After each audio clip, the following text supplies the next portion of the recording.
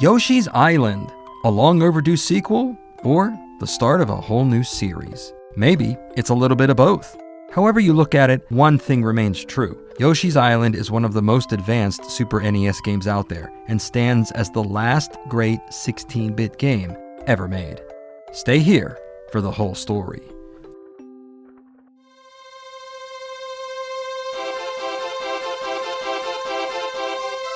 On August 5th, 1995, Super Mario Yoshi Island debuted in Japan for the Super Famicom, followed by a worldwide release in October, where it was known as Super Mario World 2, Yoshi's Island. It had been about 5 years since fans at home had seen an all-new, full-sized Mario game. There hadn't been one since the original Super Mario World arrived on the very first day of the Super Famicom, November 21st, 1990. For the rest of the world, the game came included with every Super NES from 1991 to 1993, and in some sets afterwards. For nearly everyone, 16-bit Nintendo began with Mario. At the time, the game was a huge leap forward in graphics, sound, and gameplay mechanics. Mario could fly, spin jump, and ride Yoshi, Mario's new dinosaur buddy. Weighing in at 4 megabits with a battery for saving your progress, Super Mario World was, for 1990, an amazing experience that earned every accolade it was given. However, time moves quickly in the world of gaming. By the time Super Mario World arrived in the US in 1991, Nintendo found itself under assault by competition from Sega. Their new character, Sonic the Hedgehog, debuted on the Genesis a few months before the Super NES, which also came with a $50 price cut. Sega struck again the next year with Sonic 2, more price cuts, and aggressive advertising. As the Super NES library began to come into its own, Nintendo found itself fighting back in second place. In 1993, the Big N gave the original set of 8-bit Mario games a 16-bit makeover with Super Mario All-Stars. This, along with Mario World, was given away to new Super NES owners, who by the end of 1993 were only paying $99 for the system. The Super NES also saw a performance boost that year with the Super FX chip. The first game that featured this enhancement, Star Fox, offered a window into the future of what games would someday become. The game also solidified Nintendo's stance on the future of the Super NES, with upgraded cartridges, as opposed to Sega, who offered a CD-ROM attachment as a new way to play instead. In 1994, Nintendo caught up with Sega, in both sales numbers and image. The company shed its previous squeaky clean stance on games, holding back on censorship and embracing the ESRB rating system. A new ad campaign, Play It Loud, reached out to older demographics for the first time, showing that Nintendo had just as much attitude as Sega. For longtime observers of the console war, witnessing this turnaround was a shock, to say the least. But the biggest surprise was saved for Donkey Kong Country, released on November 21st, 1994. The game featured graphics that were never thought possible in a 16-bit game. It was the kind of game that was expected on Project Reality, the code name used for the Nintendo 64 at the time. Project Reality had been on track for a release in 1995, only to find itself, in typical Nintendo fashion, delayed to an unknown date in the future.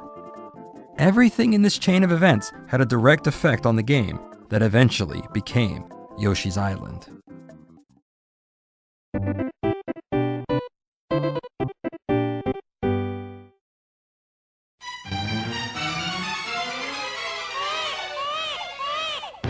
スーパーファミコンがテレビゲームのグラフィックに今新たな命を吹き込んだ。絵のぬくもりが新しい、大きな動きが楽しい。コンピュータグラフィックスドローイングが生み出したスーパーマリオの最新作ヨッシーアイランド。今度のマリオは赤ちゃんだ。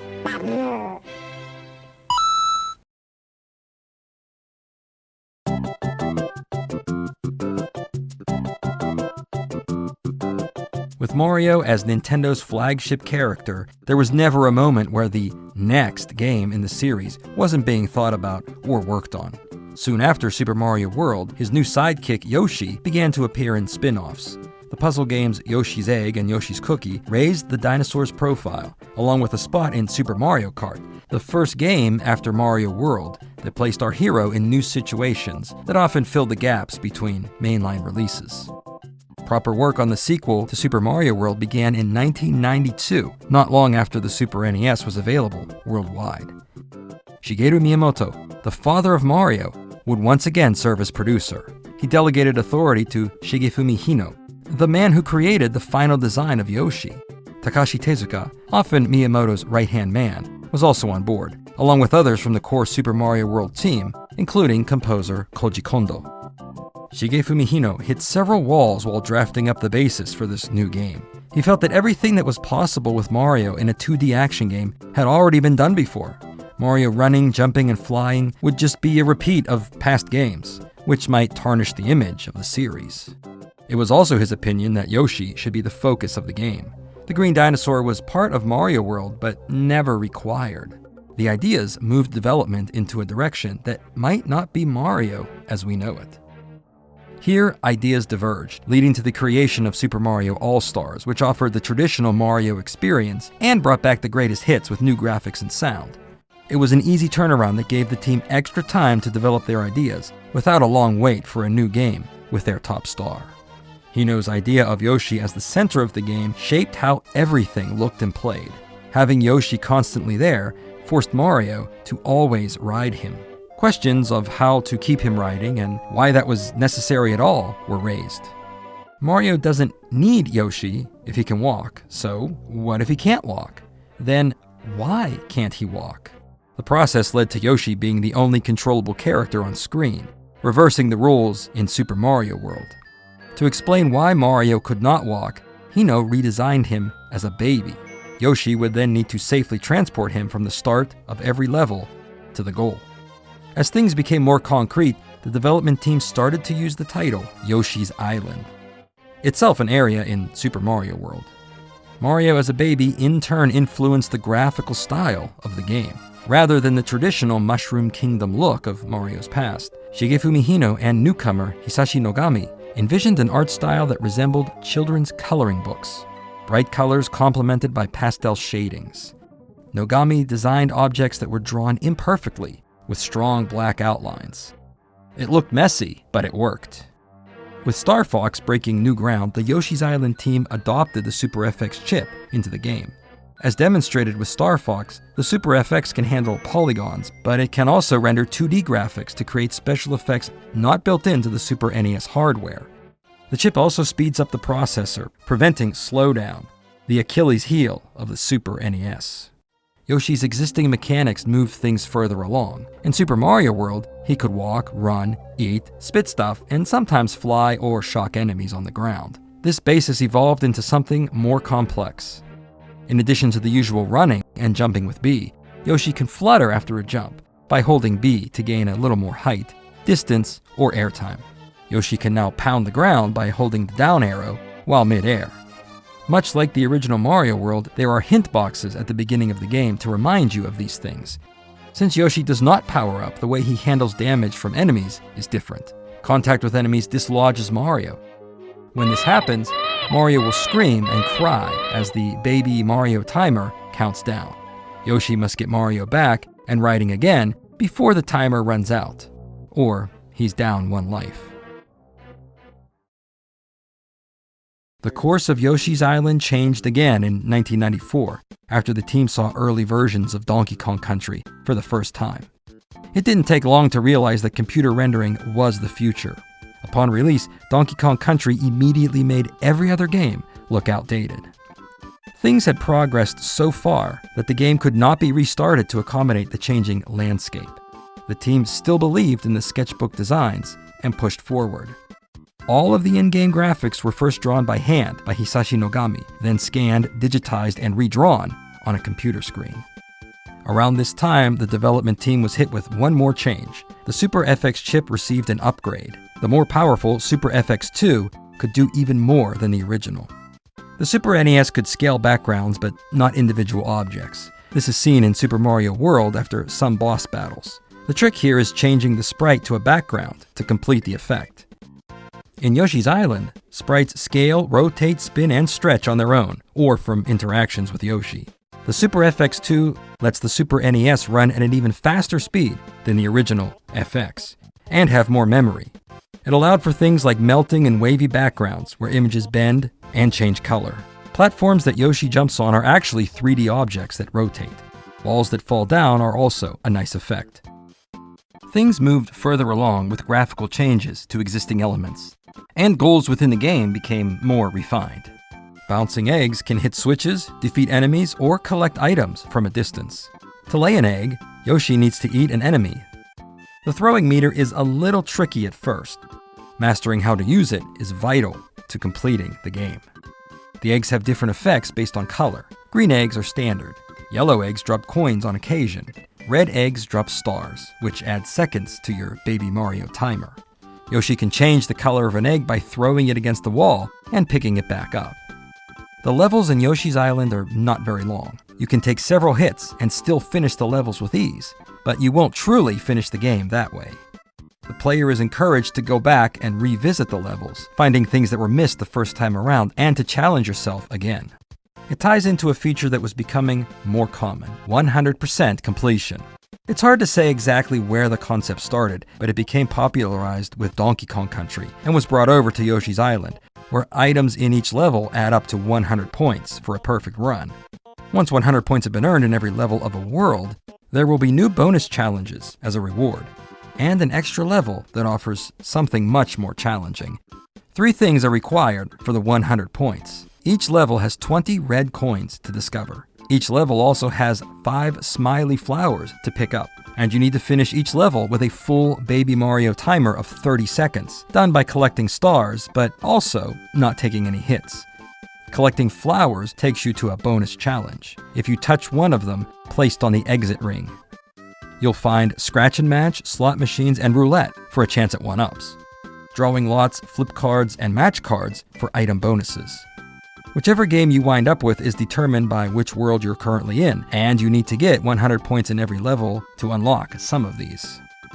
Yoshi can transform into different objects, with items found in bubbles every so often. Helicopter Yoshi can get you across distances that are too far for a jump. Mole Yoshi can burrow through the ground to find coins or other items. Train Yoshi can ride up and down rails that are drawn on walls. Car Yoshi moves you along a little faster, and Yoshi can raise up his wheels to get out of the way of enemies. Submarine Yoshi can navigate underwater with speed and ease. Ski Yoshi gets things moving downhill quickly, and is helpful for controlling jumps on the way down. There's also one transformation for Mario. Finding a superstar will put Yoshi back in the egg, give Mario a cape, and make him invincible. For a short time, he can run free and even scale walls, just like he used to do in Super Mario World. One more weapon is at Yoshi's disposal: watermelons. And this still isn't the end of the list. Did I mention giant eggs? Yeah, well, there are also giant eggs. Yoshi's Island also introduces a new friend. Poochie, the friendly dog with a big tongue, can be used to help Mario and Yoshi get across terrain that's too dangerous to traverse alone. With the mechanics of delivering Baby Mario across each world, the story started to naturally write itself. A long, long time ago, a stork was carrying a pair of twins to their parents on an overnight delivery. Along the way, the stork is attacked, and the babies abducted. It was all the work of Kamek, a Magic Koopa serving under the evil Bowser. Kamek foresaw that these children, Mario and Luigi, would grow up and one day thwart Bowser's plans of conquest in the future. The plan isn't perfect. Kamek only managed to grab one of the two, baby Luigi. The other baby fell from the sky to the seas below. Lucky for this baby, he lands on Yoshi's Island and on Yoshi. Though safe and sound, this baby, Mario, is not where he should be. When a map falls down that could be of use, Yoshi can't figure it out, so he asks his friends for help, while Kamek dispatches his toadies to find the other baby. It's up to Yoshi to follow the map, find baby Luigi, and reunite the brothers before Kamek does that first. Will these two children ever reach their parents safely? Technically, the Yoshi in each level isn't the same green Yoshi we know and love. All of the Yoshis pass Mario on to the next one. It enforces the idea that Yoshis are a species with many different types, and that Yoshi, who's friends with Mario, is just one of many. They're all in the effort together. Enemies include a mix of old and new. Since the story still involves Bowser, albeit much younger, he brought along his army of Koopa Troopas and Goombas. Shy Guys from Super Mario Bros. 2 are everywhere. This unifies elements that were a bit looser before. since, spoiler alert, Super Mario Bros. 2 was all a dream, and we now know that these things were not figments of Mario's imagination, but rather a haunting reminder of a traumatic childhood. There are original enemies, mostly in the bosses of each world, which feature very creative designs. Curiously, one minor enemy, Hairy Hedgehog, seems to be a stab at Sonic, though it doesn't come off as very mean. Veteran musician Koji Kondo composed the soundtrack. Having scored Mario music since the beginning, it was a natural fit. There was the challenge of matching music to a new game with new settings, but Kondo took to the task well. Playful arrangements blend naturally with the colored pencil look in overworld levels. Atmospheric sounds echo throughout underground places, working in time with the background animations. The bonus challenge music gives off the feeling of carnival games. Boss levels and battles are intense, with drum beats that add pressure to the situation. And a slight Easter egg. The world map adds a layer of instrumentation for every world you've beaten. With development dragging on into its 4th year, the world that welcomed the Super Famicom back in 1990 was now very different. Nintendo had been readying the N64 for a scheduled release in 1995, only to delay things until 96. And even then, quantities were limited, forcing the Big N to rely on 16-bit for at least 2 years until the transition was complete. It helped push Yoshi's Island to the finish line, knowing that this game had to carry the company, and there could be no room for less than perfection. Yoshi's Island was programmed so well, it fit into a 16-megabit cartridge, half the size of Donkey Kong Country. The smaller size helped offset the cost of the Super FX2, allowing the game to retail for 9,800 yen in Japan, about $100 US at the time. The American price tag came to $69.99, cheaper than a few titles in 1995, and the same price as your average game today. Though Yoshi's Island was not a true Mario game, his name made it into the title. Super Mario Yoshi Island in Japan, and Super Mario World 2 Yoshi's Island everywhere else. With a finished game ready to go on August 5th, 1995 in Japan, and in October abroad, it was time to let Yoshi's Island show everyone what 16 bits could really do.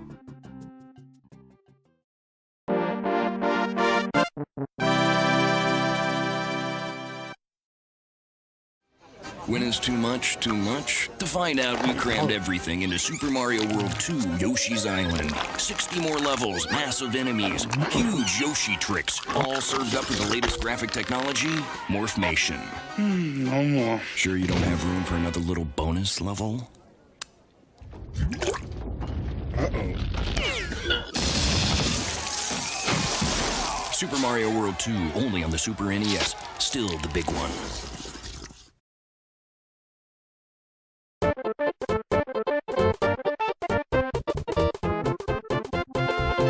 In Japan, Yoshi's Island landed in a gaming landscape that was crowded and already fully different from 1990. The Super Famicom faced the Sega Saturn and Sony PlayStation, which had now sold over 1 million units each, making 16-bit look more outdated every day.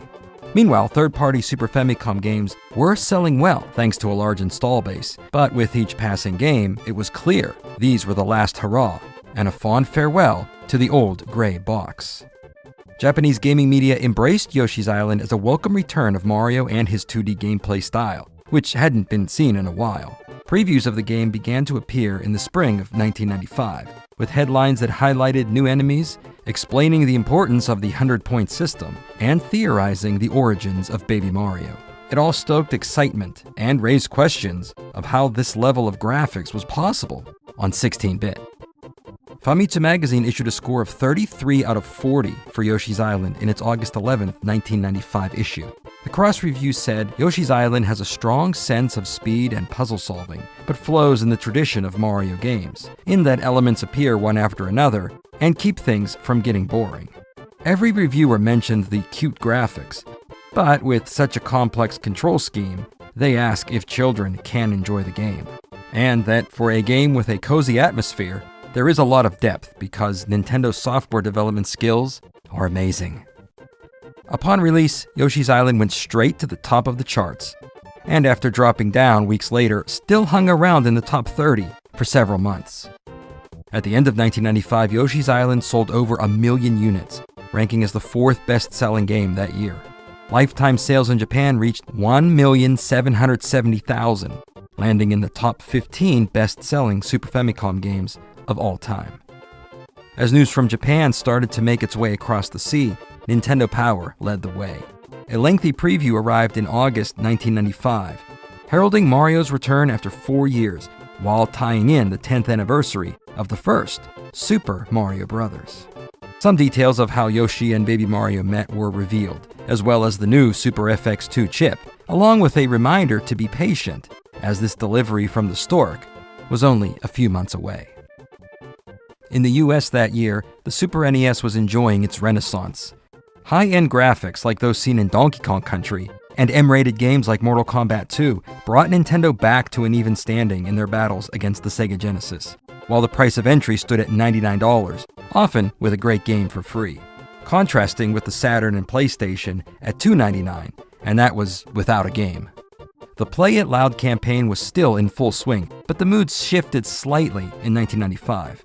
Promotional materials mentioned the new hardware by the other guys in dismissive ways, while praising the Super NES as the system that keeps on going. Yoshi's Island advertisements were heavy on gross-out humor and always referred to the new game as the sequel to Super Mario World. The term Morphmation was created to give the in-game graphics marketing buzz. Nintendo sent out promotional materials announcing that Super Mario World 2 was coming on October 5th, 1995. A VHS cassette, a magical tour of Yoshi's Island, was given away to Nintendo Power subscribers, similar to Donkey Kong Country Exposed a year before. Live events were held at stores across America on day one. One of these in California gave kids a chance to crack open and hatch a giant Yoshi egg. A large-sized cartridge was inside, kicking off sales of the game. The October 1995 issue of Nintendo Power featured Yoshi's Island on the cover, with a massive 16-page feature inside. The coverage mentioned everything you could want to know about the game: the new play mechanics, new transformations, and tips to get you out of a jam. The issue also featured a sit-down with Shigeru Miyamoto and Takashi Tezuka, calling them the Spielberg and Lucas of video games. Nintendo Power didn't review games in a way that other magazines did, but issued an average score of 4.15 out of 5.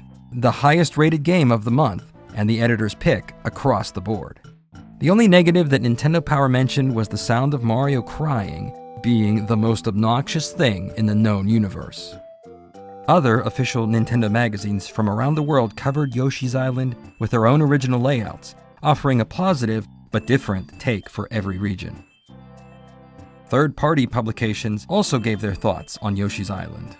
Die Hard Game Fan gave a score 1 point short of perfect in October 1995.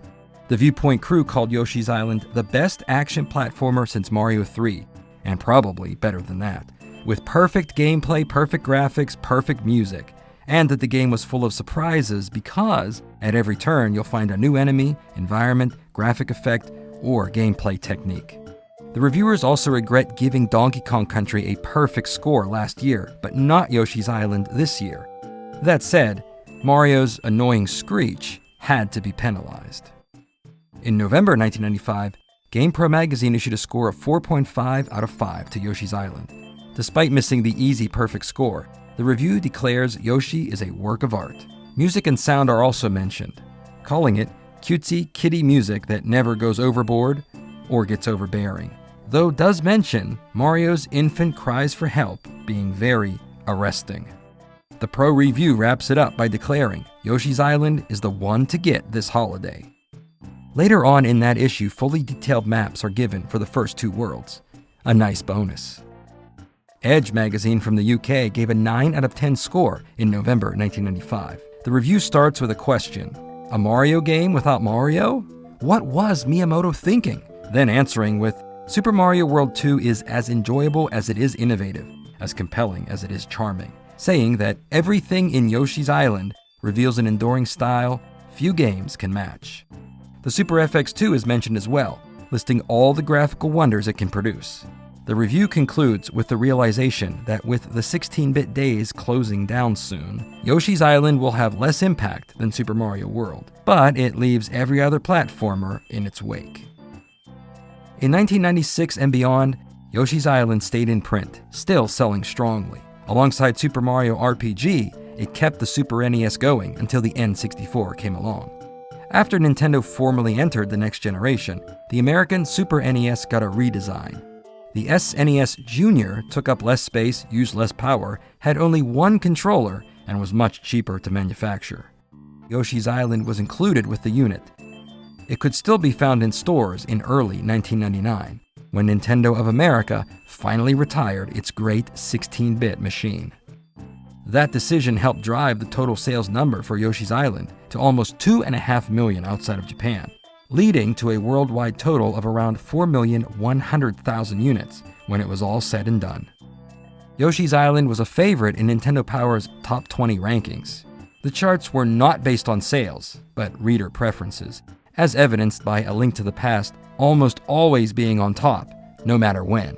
Yoshi's Island entered the charts in October 1995 and hung around all the way to November 98, racking up 37 months on the chart. Not bad at all, and a good start for what would soon become a long-running and influential Nintendo franchise.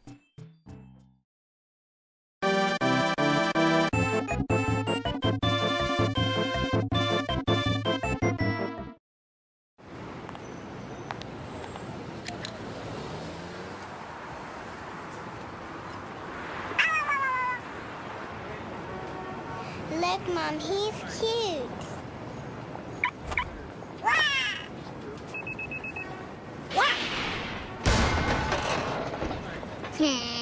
Yoshi's back, and now with his targeting system, he aims to please. Yoshi's Island, only for Game Boy Advance.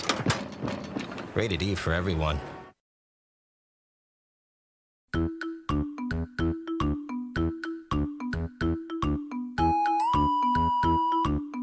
Yoshi's Island serves as the divergence point for both Mario and Yoshi, with each character going off in different directions. Tracking the lineage of the Yoshi series is a bit tricky, as spin-offs, remakes, remasters, and re-releases with confusing names appeared alongside main games of the series. After the 16-bit era closed down, Yoshi moved to the N64 with Yoshi's Story. The game followed a similar aesthetic to Yoshi's Island, with colorful, childlike drawings, as well as paper and fabric textures, with each world presented as a pop-up book. While Yoshi's Story stood out against a wave of 3D platformers, it was ultimately criticized for being too short and too easy. On the Game Boy Advance, Yoshi's Island appeared alongside other Super Mario re-releases as Super Mario Advance 3. The game is fully intact and only slightly altered to fit the smaller screen. There are a few additions, new bonus challenges, and a 4-player Mario Bros. Classic game, the same one included across all Mario Advance games.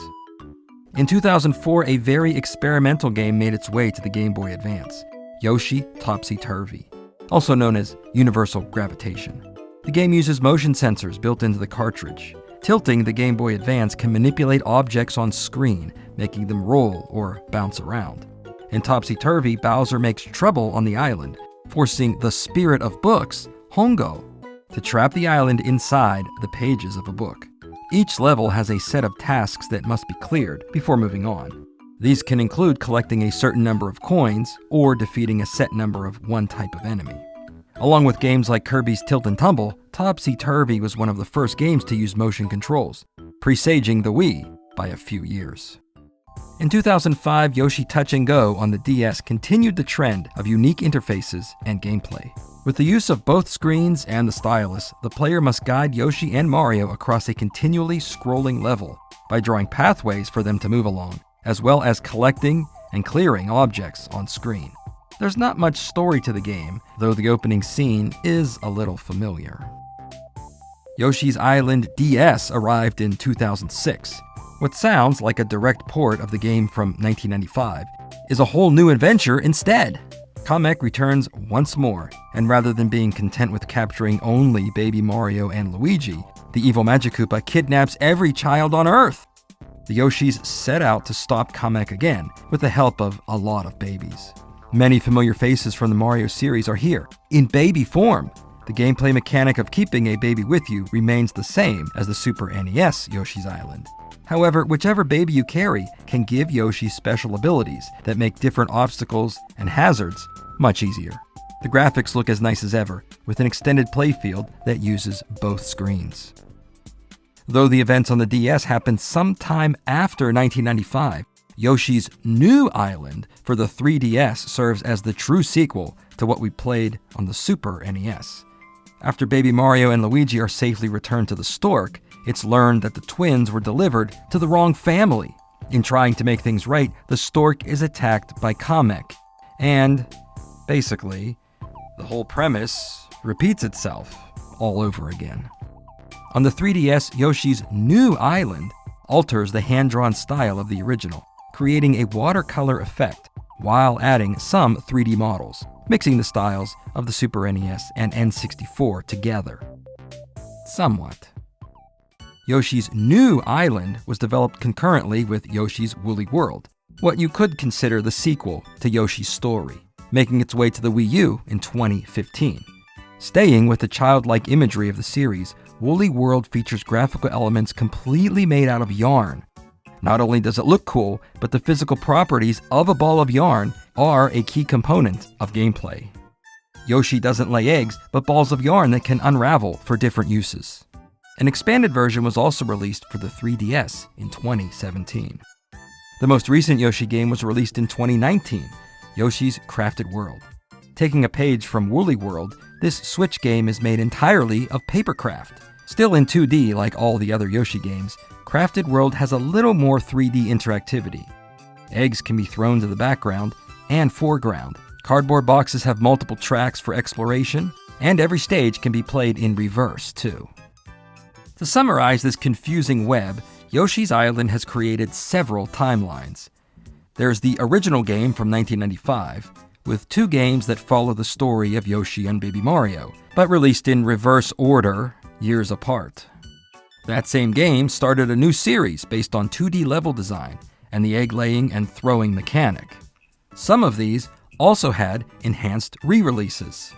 Then there were also 2 more games that don't exactly fit anywhere, but play much like these aforementioned games, with control gimmicks added on. It's also still part of the Super Mario series, in a way, and Yoshi appears in later games there. Not to mention Baby Bowser, sort of, spun off into a similar-looking Bowser Jr., who is a separate character, I guess. Baby Mario can race adult Mario in Mario Kart. Who knows what's what? 30 years later, there are no clearly defined lines. It's probably for the best to just not think about it. Enjoy the games and have fun. If Yoshi or Baby Mario could talk, I'm sure that's what they'd say.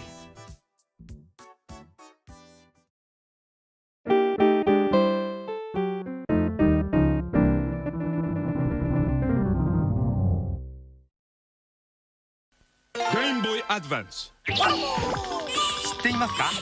マリオとヨッシーの初めての出会いを。手の焼ける赤ちゃんマリオを乗せてヨッシーが大活躍。スーパーマリオアドバンス3。